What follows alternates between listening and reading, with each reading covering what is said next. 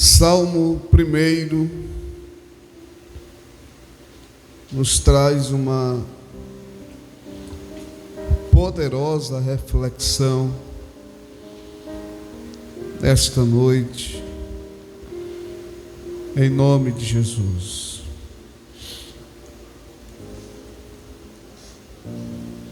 Primeiro nós precisamos entender que o livro dos Salmos é como nós sempre falamos, é o inário de Israel. É como em algumas denominações assembleianas, permita-me usar esse termo, é como a harpa cristã. Em outros ministérios, é como se fosse o cantor cristão. Em outros lugares, um inário que foi elaborado para tratar de louvor e adoração a Deus. Naquela igreja, naquele ministério, naquele segmento religioso. Israel tinha o seu inário, e no seu inário eles louvavam a Deus através dos cânticos. E muitas vezes, quantas pessoas não querem mais louvar ao Senhor? A palavra do Senhor, ela é bem clara quando ela diz: louvai ao Senhor em todo o tempo. Existem pessoas que escolhem os momentos para louvar a Deus. Alguns louvam mais na tristeza, outros louvam na alegria, outros louvam na hora das decepções, das angústias, recebimentos de vitórias, na doença, na cura. Cada um tem algumas pessoas que tem o seu momento específico de louvor a Deus. Porém, a Bíblia diz que nós devemos louvar ao Senhor em todo o tempo. Não é assim? E todos os dias. Seja o que quer que você esteja fazendo durante o seu dia, esteja com o pensamento elevado ao trono da graça de Deus. Mas os salmos, além de louvores, eles também são ensinamentos. E tem uma receita para nós. Cada salmo tem uma receita.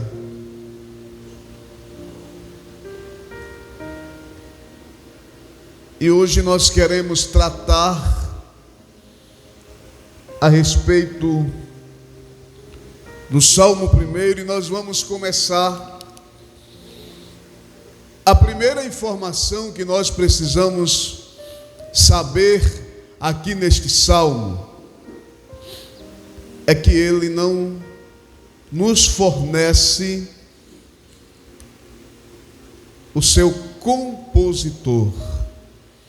Quem foi que escreveu, compôs, teve a ideia, inspirado pelo Espírito Santo para compor este salmo? Não sei se o tema é idêntico o meu com a Bíblia da igreja. O ponto principal aqui nesta noite diz: a felicidade dos justos e o castigo dos ímpios. Note bem uma coisa: não é a felicidade dos crentes, não é a felicidade dos cristãos, não é a felicidade de alguém que tenha uma outra visão religiosa. Diz que é a felicidade dos justos. Por que justo, pastor?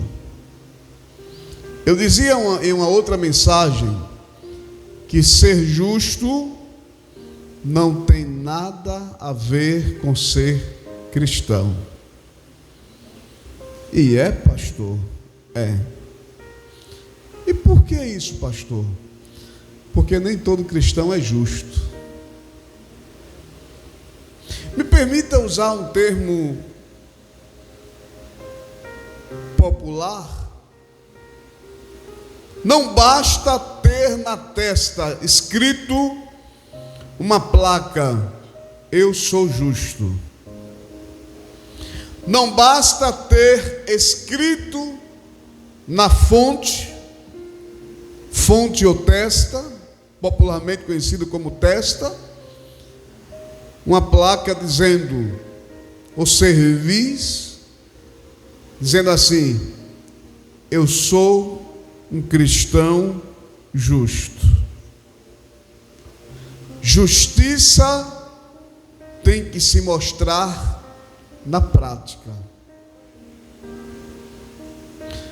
Pastor, e quando é que eu mostro um ato de justiça? Eu vou dizer a você quando é que você mostra um ato de justiça. Vou lhe explicar de uma forma simples. O irmão ou a irmã contrata uma pessoa para fazer um serviço na sua casa. E aí a pessoa passa o dia todinho trabalhando. Quando chega no final do dia para receber o dinheiro, o irmão diz assim: olhe, vem amanhã ou depois de amanhã, ou no final de semana, quando aquela pessoa estava esperando receber o seu dinheiro no final do expediente. Isso é injustiça. Ser injusto é agir com deslealdade, não só com o próximo, mas consigo mesmo. Porque uma vez que eu estou agindo com deslealdade com alguém, eu estou sendo desleal comigo mesmo, e automaticamente eu vou ter a retribuição daquela deslealdade. Então eu estou sendo injusto. Então, injustiça, ser justo, não é ter dois pesos e duas medidas, ou vários pesos e várias medidas. Ser justo é tratar todos de igual forma. Ser justo, mas eu sou justo. Eu trato o rico de uma forma e o pobre de outra. Isso não é justiça. Isso é injustiça atrelado a preconceito. E esse preconceito pode até avançar mais para preconceito de vários níveis. Então, quem anda com justiça, irmãs, só tem a ganhar. A irmã ou irmão foi no supermercado e chegou lá, fez uma compra, isso é um exemplo, e deu R$100 para pagar aquela conta. Só que na hora do troco, a conta deu, vamos dar um exemplo, R$80. Na hora do troco, a pessoa que estava no caixa deu 30, 40 ou 50 reais a mais. Na hora a irmã, o irmão não viu, mas quando chegou no meio do caminho que foi contar o dinheiro, percebeu que tinha dinheiro a mais. Qual deve ser a atitude desta pessoa? Voltar para devolver. Só que tem pessoas que usa duas linhas de raciocínio. Primeiro, dá uma de esperto. Esperteza não é sabedoria. Esperteza, na maioria das vezes, é agir com deslealdade. E tem aqueles que eu considero piores na linha cristã. Disse, foi Deus que mandou. Foi não, irmão. Porque quando aquela pessoa for fechar o seu caixa, vai faltar aquele dinheiro. E quem é que vai pagar? Ela, do seu salário. Porque eu já trabalhei assim, sei o que é isso. Se você é uma pessoa que age com justiça, com verdade em tudo, você só tem a ganhar. Porque mais cedo ou mais tarde, a verdade virá à tona. Porque a palavra diz que não há nada encoberto que não seja revelado. O justo e o castigo de quem? Dos ímpios. Agora nós vamos ver o que seria castigo ímpios. Quando se fala em castigo, se fala em correção. Deus corrige o ímpio. Porque o ímpio, ele pensa que ele vai passar todo o tempo em sua impiedade. É assim ou não é? Primeiro nós vamos aprender aqui o que seria ser ímpio. E segundo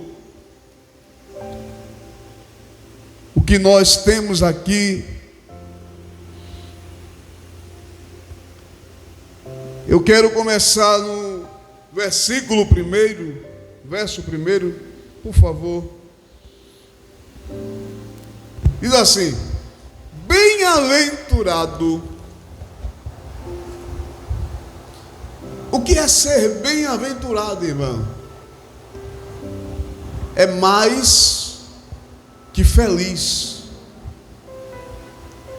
Ser bem-aventurado é ser mais que feliz. Deixa eu falar uma linguagem aqui que eu acho muito interessante.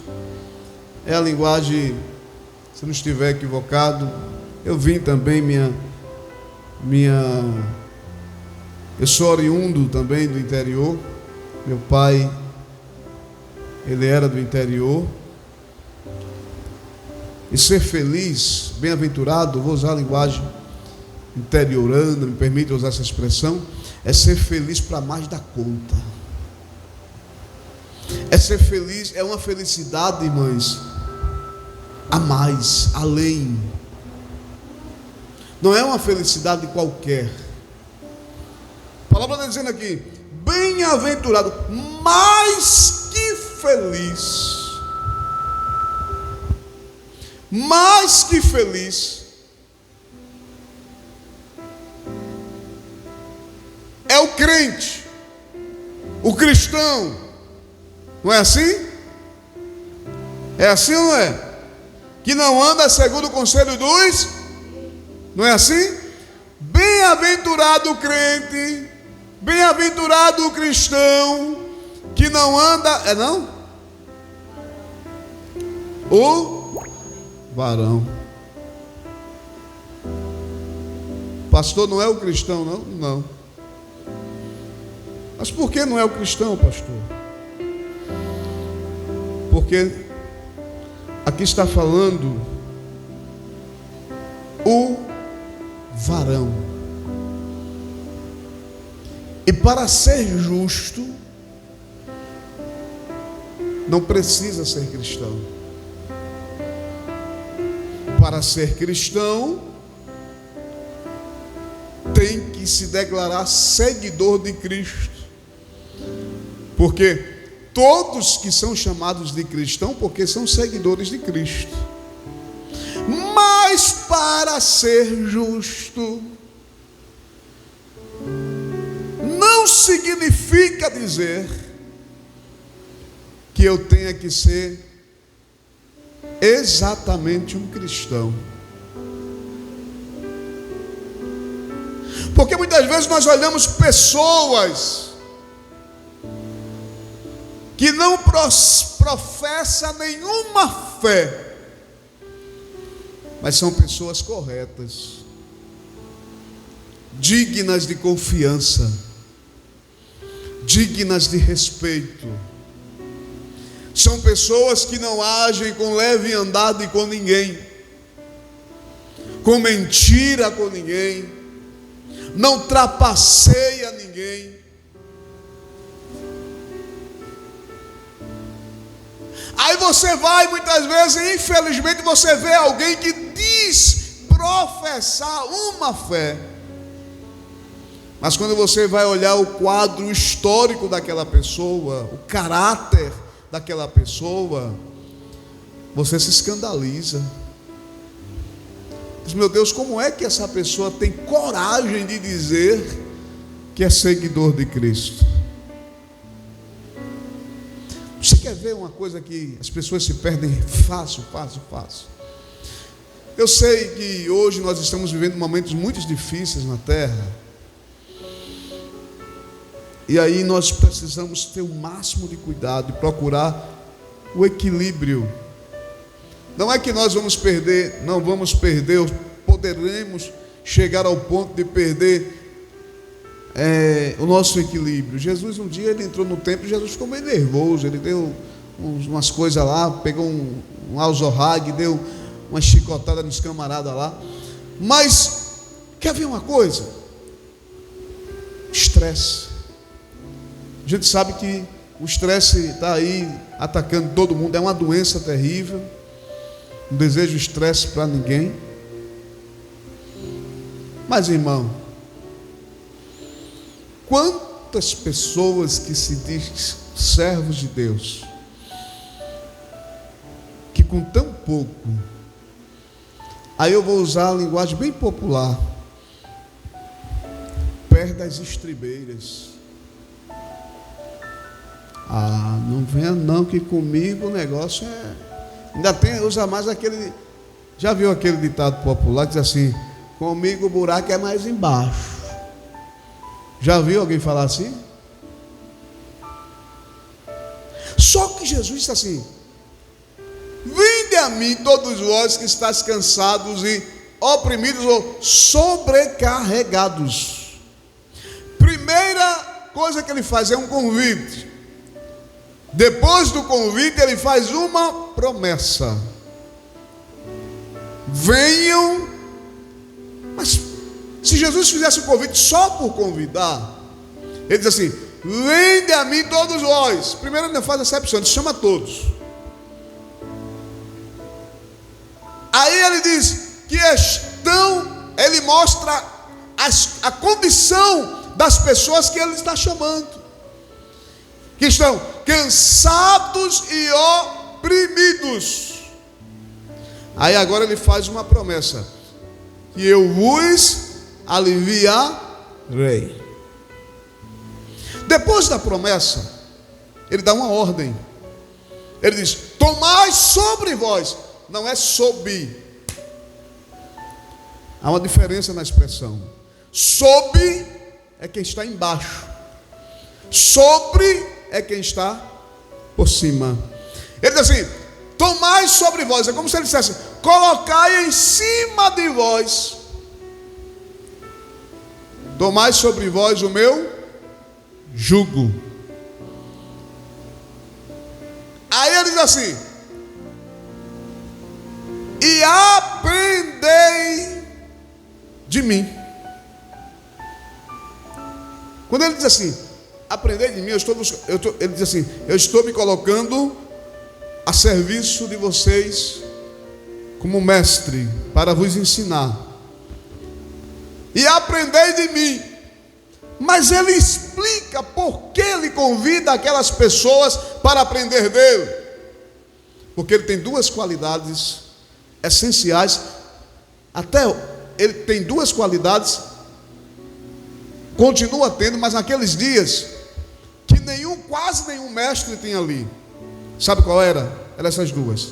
Aprendei de mim. E ele explica mais uma vez por que é que ele está convidando aquelas pessoas para aprender dele. Ele diz: aprendei de mim porque sou manso.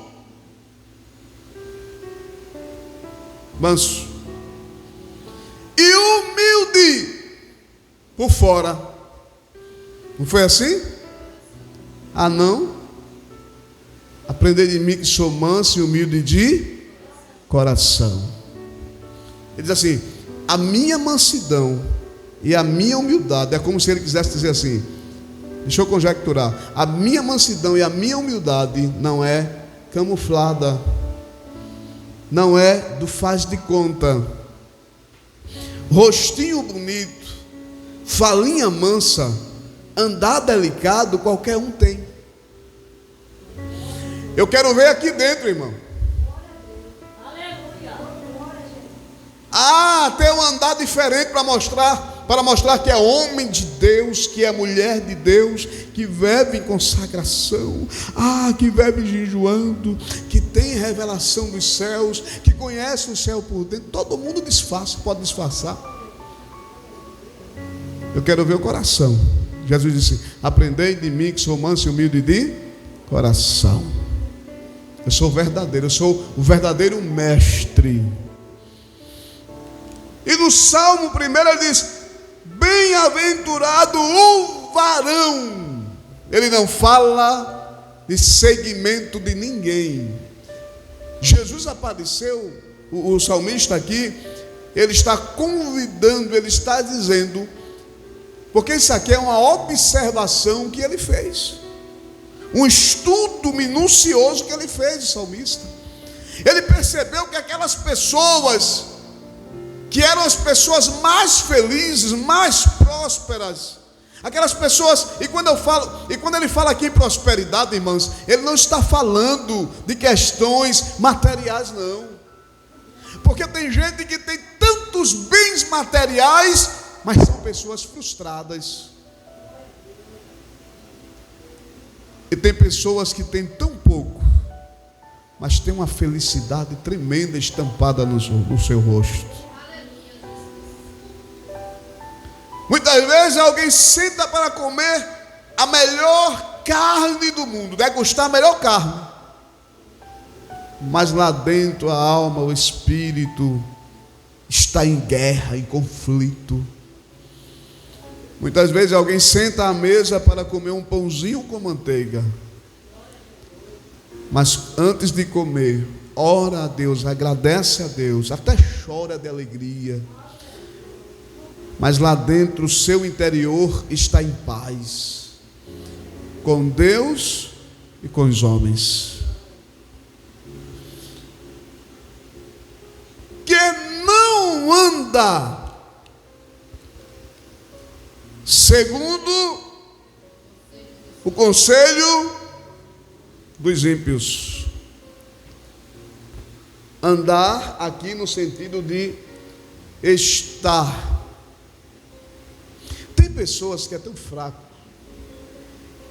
que qualquer coisa que se diz a ele ou se diz a ela vira lei. E dependendo de quem disser, irmãos, ninguém consegue mais tirar aquilo da cabeça daquela pessoa. Vocês estão entendendo? Não consegue. Só que o salmista disse: mais que feliz é o varão que não anda segundo o conselho, ou seja, a recomendação, o aviso, a orientação do ímpio. Não é assim? Conselho do ímpio. Pastor, e o que seria ser ímpio? Porque alguém diz assim: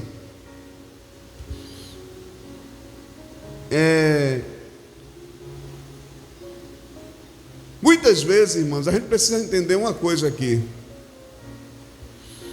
A palavra, nesse caso aqui do Salmo 1, o salmista está se dirigindo a Israel. Mas ele não estava separando classes, se eram sacerdotes, se não eram. E trazendo para nossos dias, alguém que é ímpio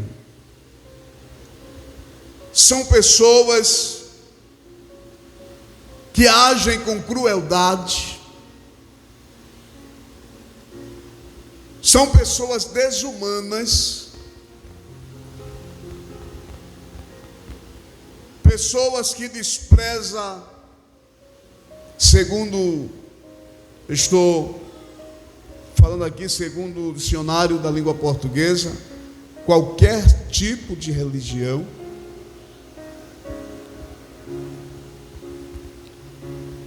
E agir com crueldade, irmãos, é agir com maldade, perversidade.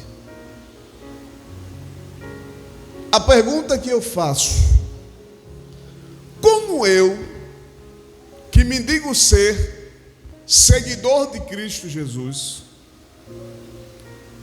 vou estar me aconselhando com uma pessoa que só pratica perversidade e maldade? Hein? Imagine você, eu, nós, junto com alguém que você passa 5 minutos, 10 minutos com aquela pessoa, e a única coisa que aquela pessoa ensina a fazer é maldade, perversidade, atrocidade contra o seu próximo. Eu vou fazer o que ali, irmão? Dá para ficar num ambiente desse? E pior do que ficar, são as pessoas que alimentam. Só que a Bíblia mostra que o caminho do ímpio, ele é passageiro. Isso, nós vamos ver isso lá na frente. O caminho do ímpio, ele não dura muito, porque mais cedo ou mais tarde você vai ver a recompensa do perverso, do ímpio, do que age com crueldade, do que age com maldade. Pastor, mas isso aí é praga? Não, é a Bíblia que diz. É a lei da semeadura. Se os irmãos observarem, o ímpio,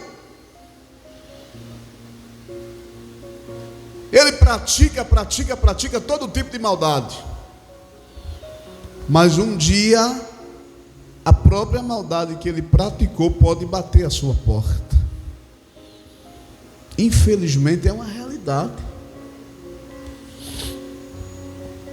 E ele diz aqui: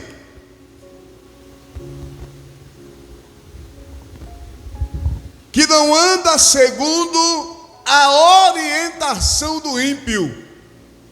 Ó, irmão, se tu quer viver uma vida sossegada, se tu quer viver uma vida em paz, te afasta do ímpio. Te afasta daquele que pratica iniquidade, maldade, perversidade.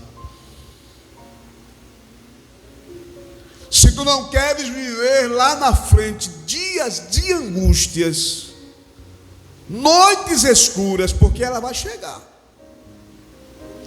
Porque a maldade jamais, a crueldade, a impiedade, a tirania de alguém, ela jamais vai ficar impune. Nem fica impune diante de Deus, nem diante dos homens. Pode até ficar de repente diante dos homens, mas diante de Deus não fica. E ele diz: mas que feliz, ó irmão, se eu quero ter uma felicidade plena, então eu não vou me associar com o ímpio.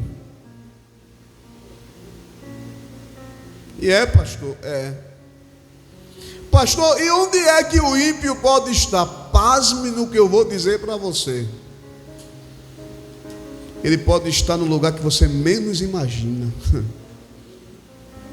Faça a sua análise aí. Não tem um adágio popular que diz assim: quem vê cara não vê coração? Não é? De onde menos se espera que sai, né? O ímpio, muitas vezes, ele não apresenta no rosto a sua impiedade, mas ele age sorrateiramente. Ele age sorrateiramente e vai acrescentando maldade à maldade. E muitas vezes, sabe o que acontece? Ele vai passando uma imagem de coitadinho, coitadinha. Mas logo, logo, a verdade vem à tona.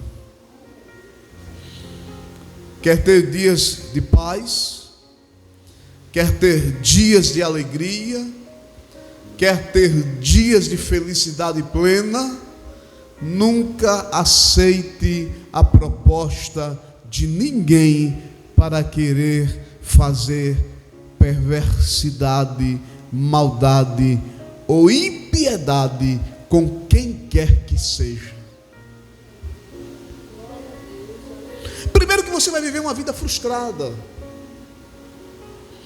Você vai viver uma vida perturbada ou perturbado.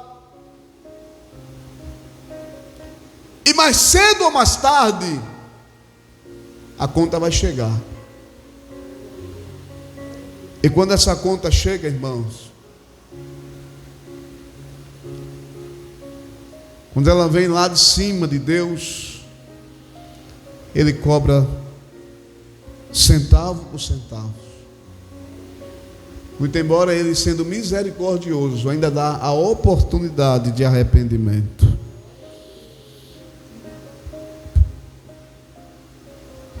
E o versículo 1 continua dizendo o seguinte: não anda segundo o conselho dos ímpios, nem se detém no caminho dos pecadores. Se deter ou se detém é se prender ali, se prolongar, de demorar ali, naquele caminho. É bem verdade que nós não somos perfeitos,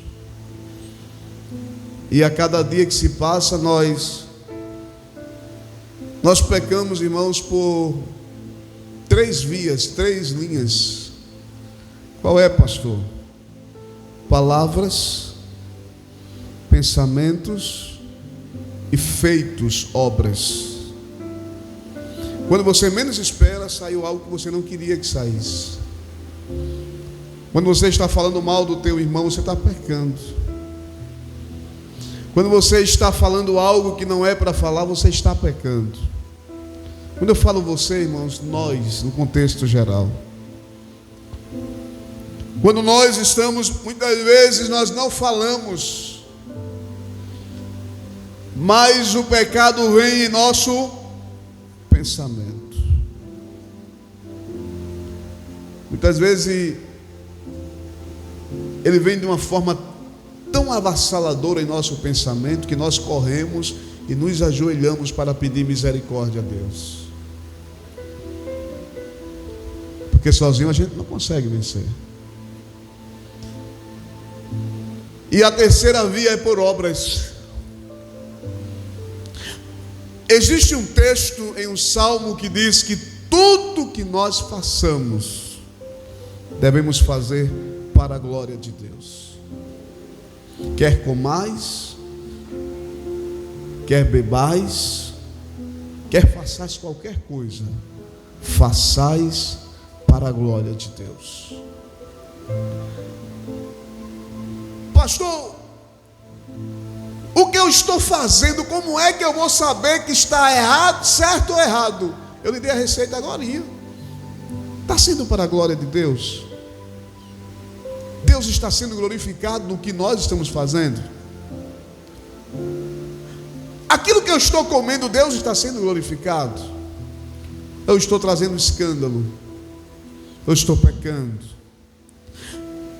Aquilo que eu estou vestindo simplesmente por uma vaidade, ou o que eu coloco sobre mim também glorifica a Deus? É só um exemplo que eu estou dando para a igreja. Tudo que nós façamos, que possamos fazer para a glória de Deus.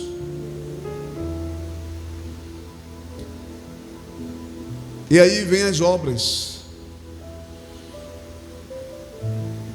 Os que se assentam, não é assim?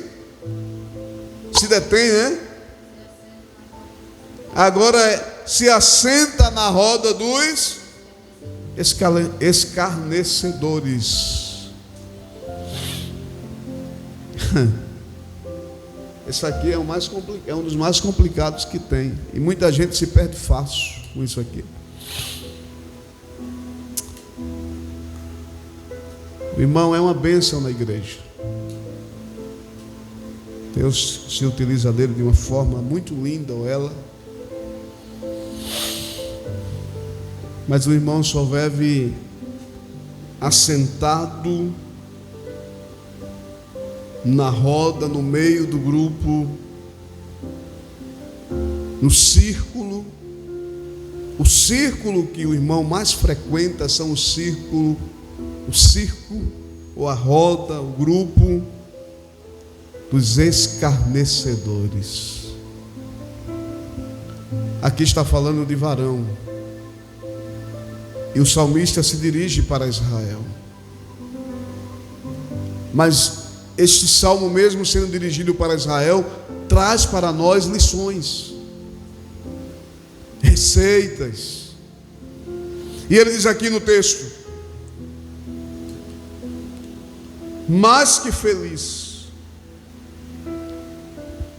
glória a Deus, é aquele que não se detém no caminho dos pecadores, nem se assenta na roda dos escarnecedores, irmãos. As irmãs, imagine o pastor está aqui ministrando, e todo dia quando a irmã passa, o pastor está assentado, já tem um lugar especial na roda dos escarnecedores. Escarnecedores, eles são zombadores. Eles fazem chacotas com as pessoas. Eles não respeitam ninguém. São pessoas perversas, que gostam de desmoralizar as pessoas. Imagine, a igreja passa e o pastor já tem um grupo certo. Isso é o grupo dos escarnecedores. E ser escarnecedor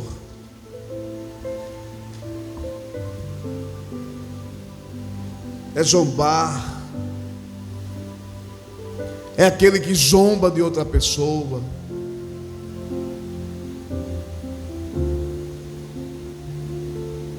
Irmão, ninguém gosta de querer ser zombado. E tem aqueles que são mais afoitos. Quando alguém passa, começa com aquele sorrisozinho debochado. Já viram isso? São verdadeiros canalhas. A palavra de Deus, ela manda que nós respeitemos as pessoas, amemos uns aos outros, independente de cor, de raça, se é rico, se é pobre, se não é, se tem formação, se não tem, se tem uma boa vestimenta ou não. Independente do lugar que resida, a Bíblia mostra que nós devemos respeitar uns aos outros. Jesus disse assim: amai-vos uns aos outros como eu vos amei. Aí toda vez que a irmã passa, está o pastor lá, escarnecedor, na roda dos escarnecedores. Aí eu pergunto: qual é a credibilidade que a igreja vai me dar? Nenhuma. Ele se assenta. Quando você se assenta, você se acomoda. Então, se alguém está assentado na roda dos escarnecedores, o melhor conselho que eu dou como servo de Deus: se levante e saia dessa roda depressa. Porque dias de aflições virão para os escarnecedores. O escarnecedor, ele é desaforado. Geralmente os escarnecedores gostam de afrontar as pessoas. Mas o conselho que eu lhe dou: não se deixe levar, me permita usar essa expressão, pela onda do escarnecedor. Vença ele com uma coisa, 4 coisas, melhor dizendo: jejum, oração, a palavra e paciência. Espera que Deus vai agir.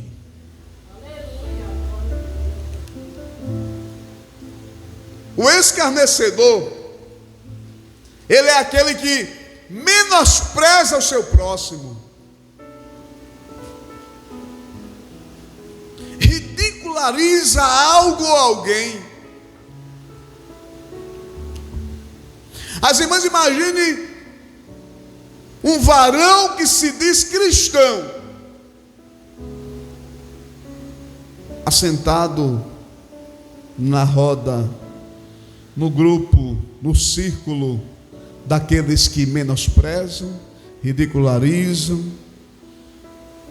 zombam, fazem escárnio das pessoas, não respeitam crianças, jovens, velhos, adultos. São pessoas que não têm nenhum respeito por ninguém. Eu quero dizer nesta noite: nos afastemos desses lugares. Se você estiver em um ambiente e perceber que ali tem um escarnecedor, com educação, peça licença e saia. Não participe da roda dos escarnecedores. Não ande no caminho da impiedade. Não ande. Porque o ímpio ele nada tem, ele nada vai receber. Porque a única coisa que ele está atraindo para si é a ira de Deus. É isso que ele está atraindo. Se alguém convidar você para zombar de alguém, eu me lembro de um dia que um homem de Deus estava ministrando no púlpito. Talvez alguém não possa entender a minha visão, e de repente alguém passou o culto todinho zombando. E deixa eu dizer uma coisa: alguém da igreja que estava ali naquele ambiente.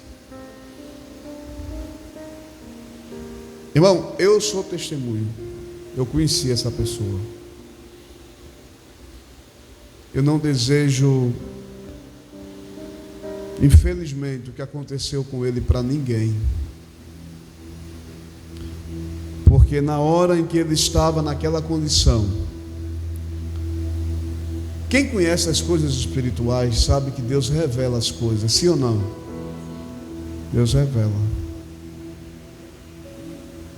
E Deus revelou ao homem de Deus.